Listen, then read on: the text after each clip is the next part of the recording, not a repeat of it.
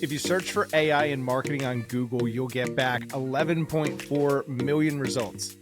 It's safe to say that there are no shortage of opinions on how exactly AI is influencing the evolution of marketing and advertising, but how many of those authors are actually in the pit doing the thing? In this case, the thing in question is AI in marketing, specifically for this conversation, AI in media buying. Why is it a problem worth solving? How are some of the fastest growing brands using AI in their media buying to arbitrage insights into impact and unlock new efficiencies as they scale? And what does success look like with this new playbook? To unpack that conversation for us is Brecker Brees, founder of Preflect, a platform set on replacing media buying agencies with the help of Mark Cuban and AI. Brecker, thanks for being here. Welcome, everybody, to the Out of Home Insider Show, a podcast like no other, hosted by the one and only Tim Rowe. Get ready to have some knowledge dropped on you and to be entertained, because nothing's more valuable than food for your brain. So sit back, relax, we're about to dive in as the best industry podcast is about to begin.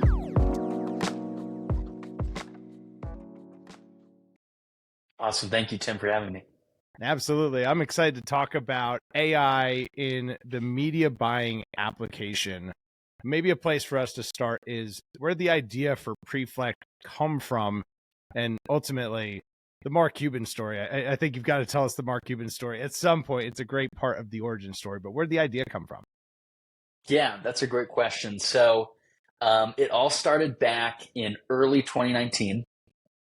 So I was actually approached by a buddy of mine that I went to high school with.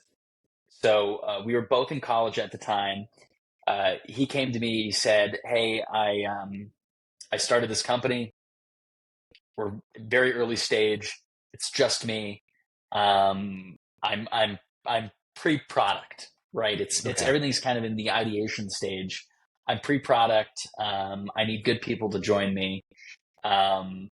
But not necessarily in a position to go out and hire top talent. And so, his options were kind of just picking from a pool of people that he already knew.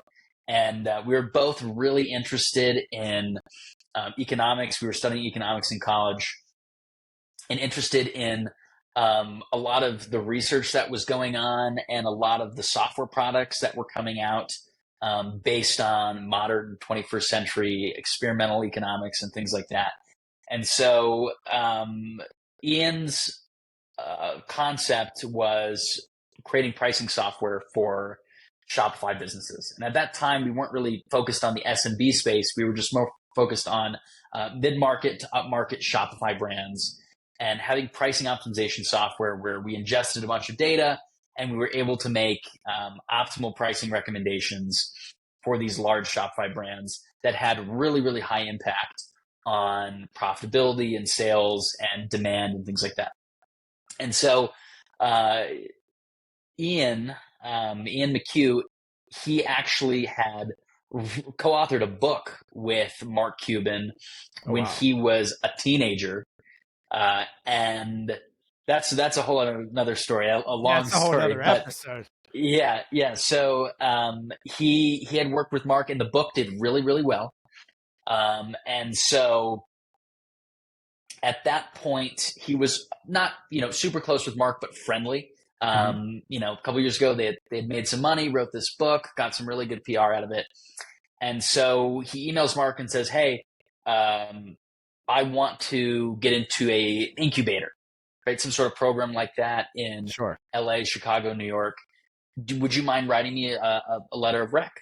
And so Mark basically said, "Forget the incubator. I'd love to make a deal." And so we made a deal with Mark. The rest is history. We actually did okay with the pricing software. The problem was the monetization, right? It's not really something you need on a recurring basis. You need it at the most once a quarter.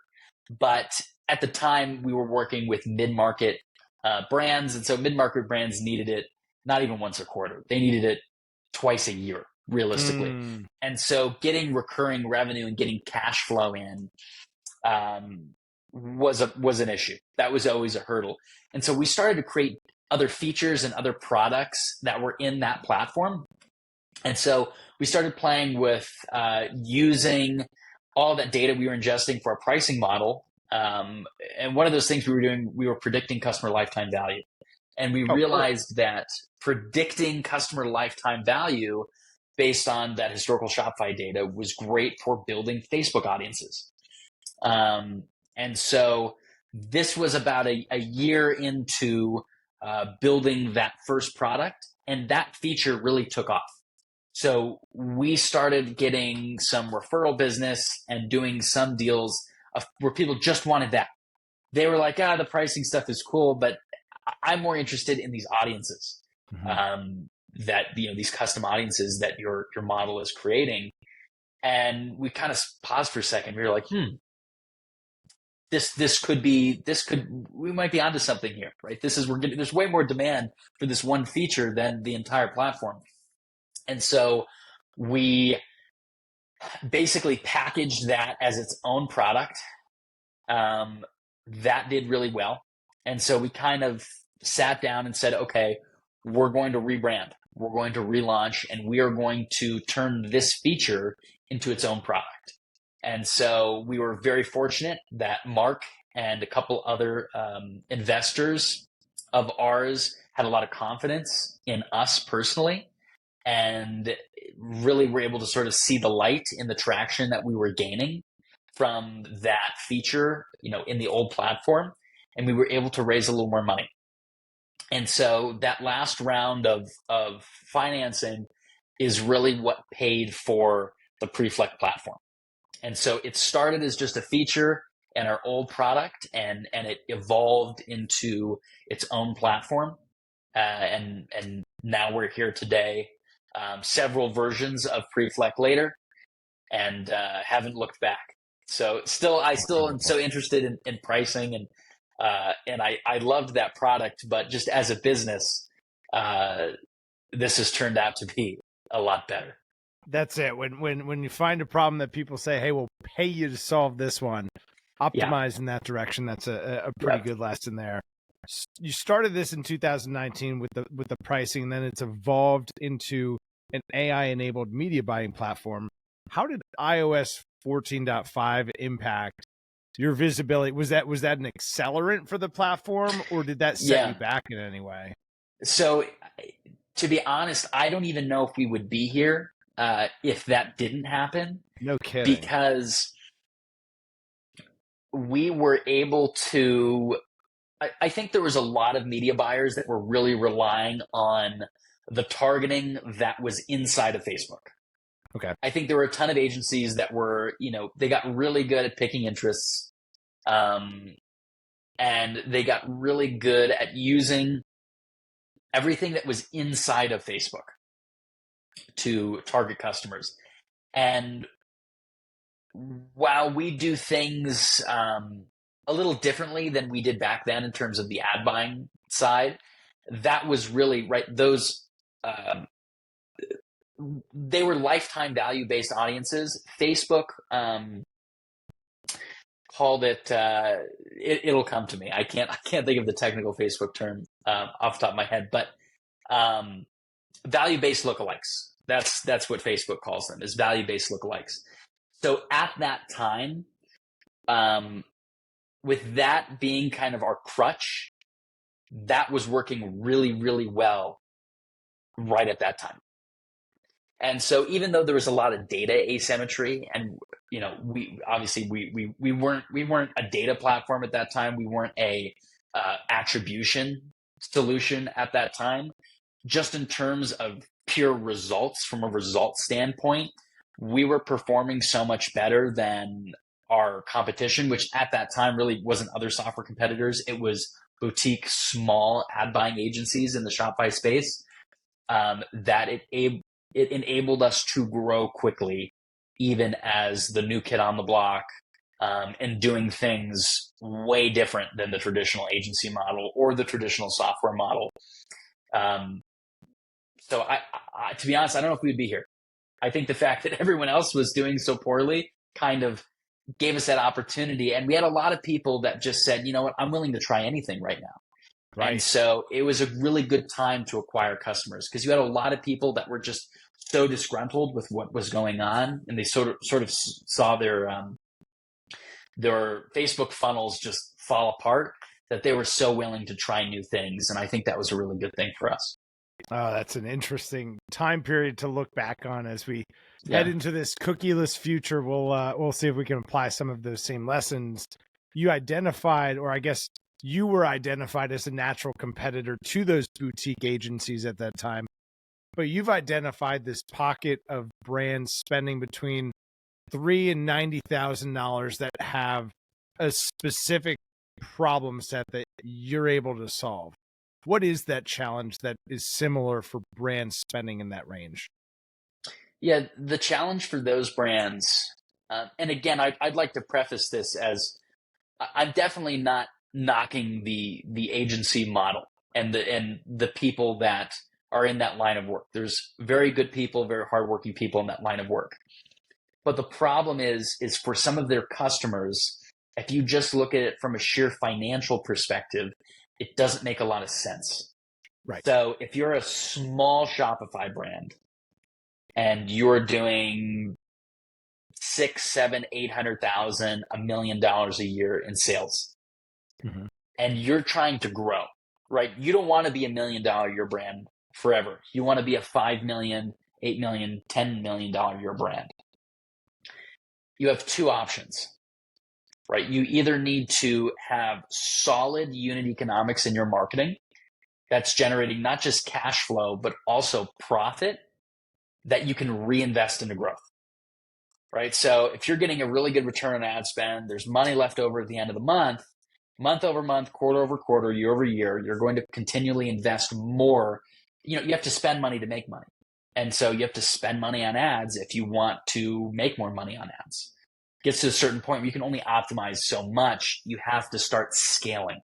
And so when you scale your business, you're going to have to scale your marketing. And so the issue is to get a decent boutique agency, they're paying, back then it was $1,500, $2,000, $2,500. Now, a couple of years later, you're talking $3,000, $3,500, $4,000, $5,000, $6,000 a month.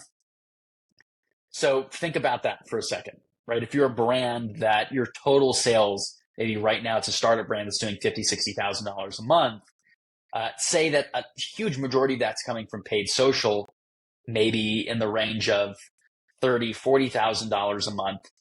If you're looking just on what's a realistic amount of profit that you're making once you pay for the ads, once you pay for your inventory and all your other expenses and all the other softwares that you have, maybe you have one full-time employee that's also working for you on this brand, that $4,000, $5,000 a month agency retainer just eats up all the profit.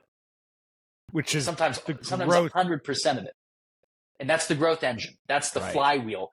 That's what you take and continually reinvest it and just grow and scale. Now that works really well when times are good and performance is really strong. Okay. And if these agencies can actually get you great results. iOS 14 hits, everyone's performance tanks, and now the flywheel's broken. So a couple years down the line, now, like I said, there's two options. Option 2 is borrowing the money or raising the money, which for most merchants, especially small merchants, they're doing some sort of financing against their future cash flow. And so we're in an environment now where borrowing money, cost of capital is really, really high. And the e-commerce space, say that you've just been in the Shopify ecosystem for 10 years. You've never seen cost of capital as high as it is now, ever, on the 10-year scale. It's so expensive to borrow money. It's so expensive to do merchant cash advances. Even if you're using Shopify Capital, 8Fig, there's a lot of different options. But right now, cost of capital is a lot. And so, a lot of merchants are looking at that saying, well, that's not a great option. The cost of borrowing is super high right now. So that's not going to keep the flywheel going. My agency retainer is eating up all my profit at the end of the month. That's not going to keep the flywheel going. And right now it only makes sense to have one employee or zero, or I'm a solopreneur, or it's someone and their partner running the business, or someone and their brother or their sister, or something like that. They don't, there's not funds left over at the end of the month to pay that agency or to take care of, the interest on that financing. So they're looking at themselves thinking, I can't do this myself. I can't hire someone to do it. I can't contract an agency. I can't borrow the money right now. So I need a solution that works well and is also cost effective and is not going to drain a lot of my time. And that's where we come in. And that's a huge, right. I mean, you just painted a scenario that I'm sure a lot of folks can relate to. And obviously you're working with a lot of them. So we kind of understand the scenario of, hey, this is what happens if we don't solve it, is the profit gets sucked out and we never really grow the business. What happens when we do figure these things out? It seems like maybe that's kind of is that like the threshold to break through, like to the next level? Now you're scaling the business and now maybe it does start to make sense to work with agencies, and now we've gotten to that next tier. Is that kind of is that the tier that I'm trying to get through and to? Yeah. And so I guess what you're saying is, are there people who graduate from us and who get to a level where they need that? Perfect. Yes, exactly. Yeah, and you know what, there definitely is. And that's why we say, and it's even on our website, we work with merchants that spend between $3 and $90K a month. Mm-hmm. And we've sort of found that when you start to spend north of $1 million a year on your paid social ads, Meta, specifically, once you're spending more than $1 million a year, you're at the point where you need to start doing some more advanced things. I don't really like that word. The diversification of your media buying becomes a lot more important. And so you're going to start doing a lot more testing, and the attention to detail with that testing is going to require a team of people. It's a great way to, and so a great way to frame it. Maybe one day we'll get into that market, but right now we're trying to keep our offer really affordable. And so, could we come out with an offering like that? Yeah. Would it be at the price point that it is now? No. Right. So that's the thing. Different product. And the thing is, it doesn't. So the cost of the agency, in most cases, I know in some cases it does scale linearly, and it shouldn't. It should not be linear. I know I've talked to some really large brands that have gotten themselves stuck in some agency contracts where it did scale linearly, and they tell me, how much they're paying their agency, and I'm just kind of thinking, wow, that's a lot. But what you're describing is like a percentage of spend or a percentage of revenue. There's some element where, as the company's growing, that profit, there's a percentage that's being sucked away. It's not even that. It's just like what they're getting for the money. Maybe to me, sometimes describe that. Like what is that? Like what is an undervalue?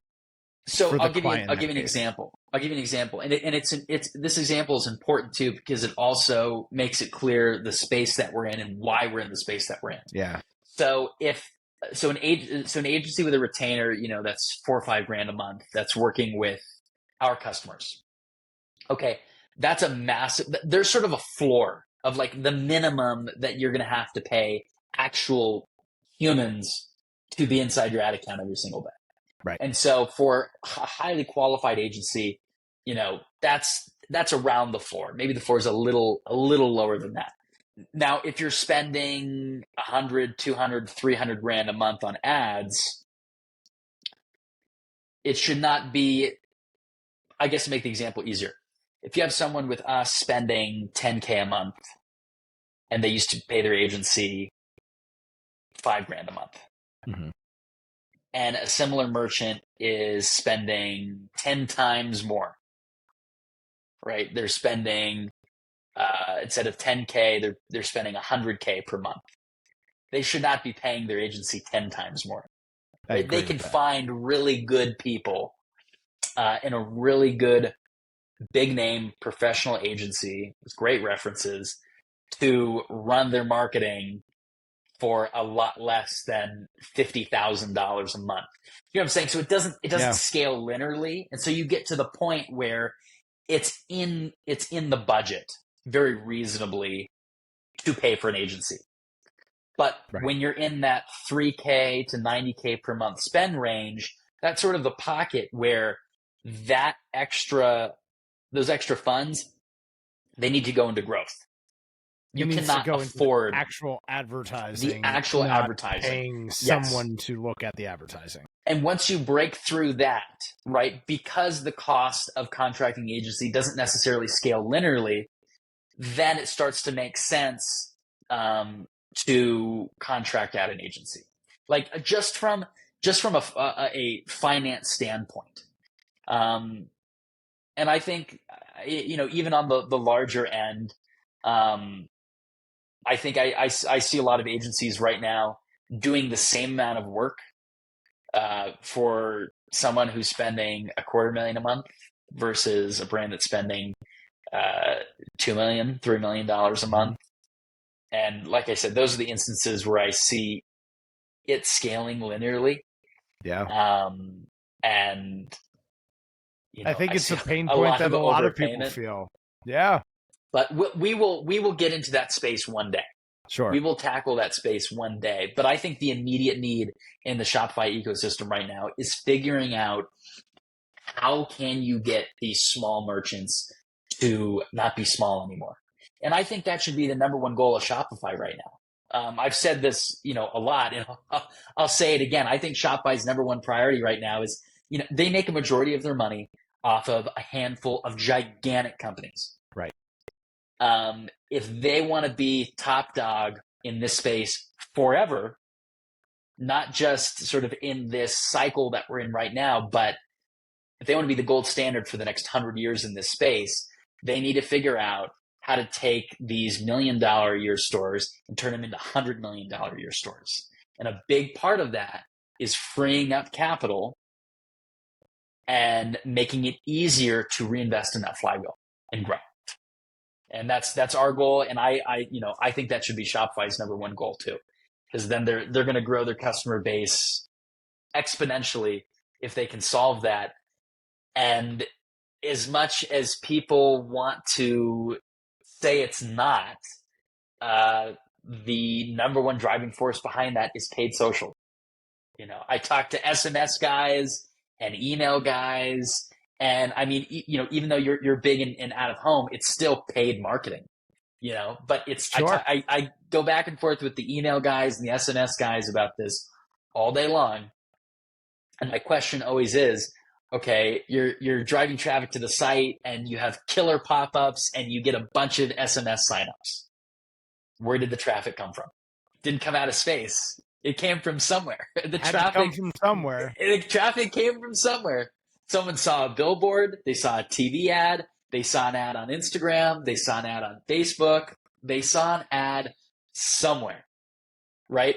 Or someone told them about the brand and they searched it on Google, but their friend that told them about the brand, where did they probably hear about it from? Yes. Instagram, Facebook, they saw a billboard, they saw a TV ad, they saw some sort of paid media. And so that's sort of, the lifeblood of that flywheel. How does, maybe talk about the AI elements, the automation, the optimizations? Yeah. How is the AI in Preflect functioning, I guess, without giving away the secret sauce, but how does the AI enable all of this to come together?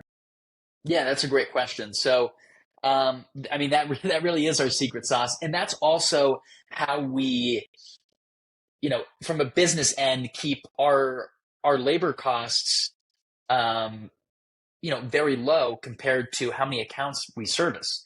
Because we truly don't, we have a lot of competitors where, we'll run your ads for X amount of dollars and it's really cheap. And it's really not software. It's someone in some faraway country that is honestly, in my opinion, getting exploited and paid a very low wage to do work physically inside of your ad account. And so the reason why we have such a lean team for, the customer base that we have is because, 95% plus of the actual ad buying and ad creation and ad deployment and setup is done by software, right? So Over smart. 95% of it. So we don't need a huge team with a bunch of people pulling a bunch of levers all day long. So in terms of, right, the actual automation side of it, everything is automated. So our users are uploading their ad creatives to our platform.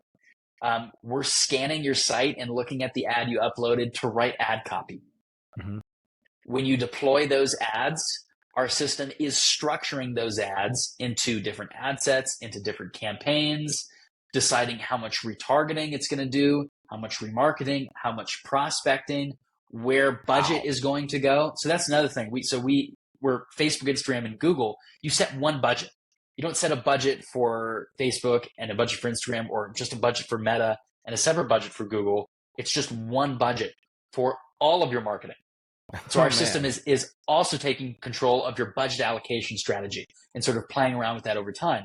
Sure. So another thing you don't have to worry about, right? That's a major task especially when you're trying to figure out, how can I grow? Where are the profit centers? How am I going to generate cash flow that I can reinvest into growth? You're constantly having to think of where are you putting your money. You just need to think about what you're going to budget on a daily basis, and then our system automates the rest for you. What is, I guess, and how do you instill that confidence into the brands that, hey, the decisioning behind the AI is aligned with your goals and objectives? That's a great question. So, and that's one thing where I'd say we take a lot of control over that. And that's one thing some people don't like. Some people want to have a lot of granular control.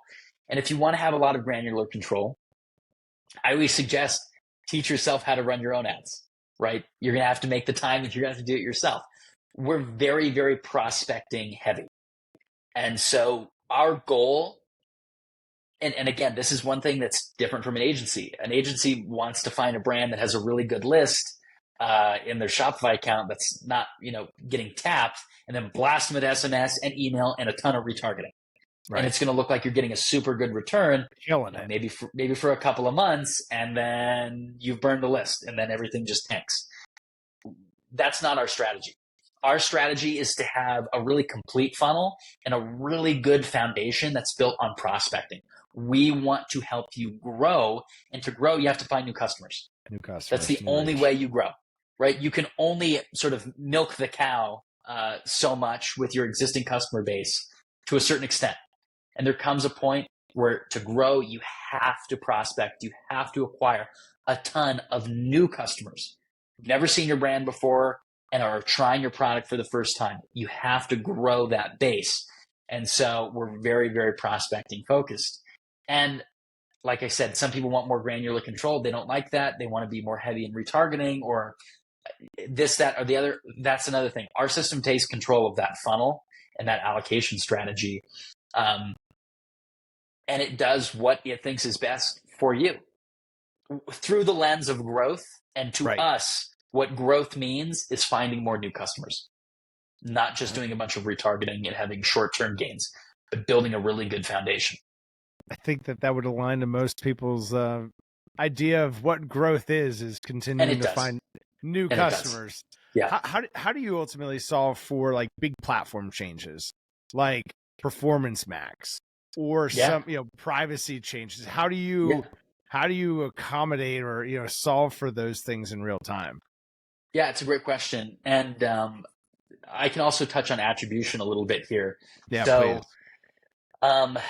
About 5 months ago, we actually completely overhauled how our own internal attribution system works. So, and I think you said this earlier, we're about to live in a post-cookies world. There's a lot of things that are going away that I think a lot of people, a lot of marketers, a lot of softwares relied on for a very long time. And so everything that we do, we try and focus on stability.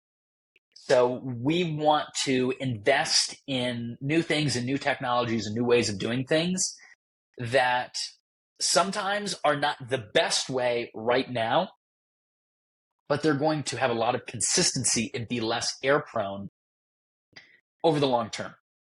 Right? We don't want to do something and come out with some product that relies on extracting some piece of data or some piece of information that there's a good chance next quarter it's going to be a crime to collect. Right. Because then we're just, we don't want to get people used to doing something a certain way that we know with a high degree of certainty is going to very, very shortly go away. We want to find technologies and ways of doing things that people can use for years and that they can rely on and they can depend on. Because at the end of the day, yes, small businesses want to do innovative things, but they also want stability, right? Our customers, they're really hardworking people that, have small teams or they're solopreneurs, and they don't have time to worry about all these changes and all these things. This is going away and it's getting replaced by this. And they don't want to be bothered with any of that. They want to use something that they know is going to consistently work over the long term. And so one thing that changed with our attribution system, I don't want to say it got less sophisticated, but we're not using certain data points that we're unable to collect anymore, and that we know very soon might even be illegal to collect. We're trying to future-proof our attribution system. I'm sorry, what was the original question? Because there's a couple other things I wanted to get into. Specifically, just you kind of nailed some of it, like how to solve for the platform changes. And then I think we were going to segue right into like the attribution, how that's evolved. Yeah, and so there's a couple other like big platform changes on Facebook that we've had to deal with internally. We just had a major issue with the way that Meta processes ad text with emojis.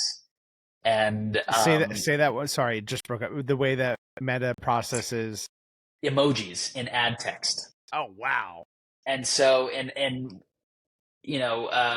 emojis wouldn't deliver in certain ad placements. And there's always all these things that come up that our users don't even have to worry about, right? We take care of it for them. If there's some big change with how product catalogs work, or some big change with they're taking away interests or adding interests or doing different things with targeting by age, geographic. There's all these different things that, through the years, Meta's changing. Sometimes it's giving new things. Sometimes it's taking away. And it's not always their fault, right? Sometimes there's technical limitations where they gave something that they probably shouldn't have and they have to take it away. Sometimes there's regulatory changes that they have to adhere to. And so it's not always their fault, but the past several years, especially, it's been very dynamic. There's all these new things changing. This works differently. And our users don't have to worry about any of that. Didn't even feel the change. No, it's completely seamless. They don't have to be bothered by it. They don't, I bet you half of them aren't even privy to any of that kind of stuff because they don't need to be. Right? We worry about all of that for them. That's peace of mind. That's that time back. The reason why we're doing the thing that we started out to do, right? It's the reason why they started the brand was to work on the company, not to be a slave to the ads manager. And we say that all the time. If you sell golf polos or you sell snowboards, you started your brand to sell snowboards. Right. You didn't start your brand because you think it's going to be so much fun to sit inside a Facebook ads manager every single day. And that's going to be great. It's nobody thinks like that. Nobody starts a brand to do that.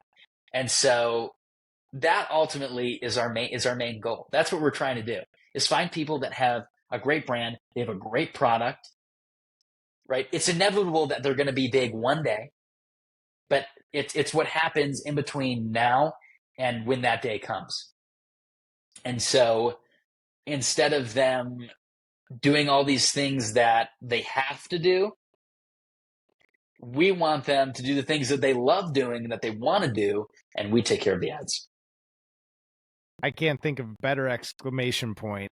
Are you a reader? Are you a podcast listener? Where do you go for educational, motivational? How do you stay in the know? What's give us a little personal on Brecker Brees? What are you tuned into these days?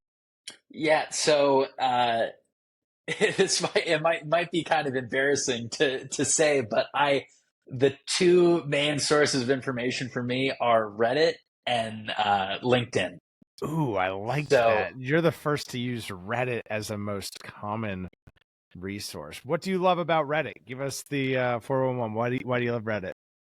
I like it because I think that you can ingest a lot more information very quickly. I don't have a lot of free time. So to be honest, like for me, sitting down and watching the news that's not even Sounds that's like exhausting. that's just like not an option for me. I'm just not going to do that. And so I don't know. I try and limit my I think some people call it like doom scrolling. Oh yeah. On like Instagram and stuff like that. And I think that Reddit's format kind of translates to like the way people interact with like mobile social media and how there's like a feed that you scroll through. I think that's a really easy and quick way to consume information. And so for me, when I'm reading anything about business and technology, I feel like I'm able to consume an insane amount of information very, very quickly with just the format that Reddit offers and also the way it's organized, right? There's a subreddit for everything, especially in the marketing and technology world. People are having conversations about marketing and technology all day long, all day long. And it's just so quick just to see what people are talking about. And so I also like to see a combination of like what's organically getting generated. Like, you know, if there's some new Facebook bug, of course it hits Twitter and hits LinkedIn, but you know where you find it first? On Reddit.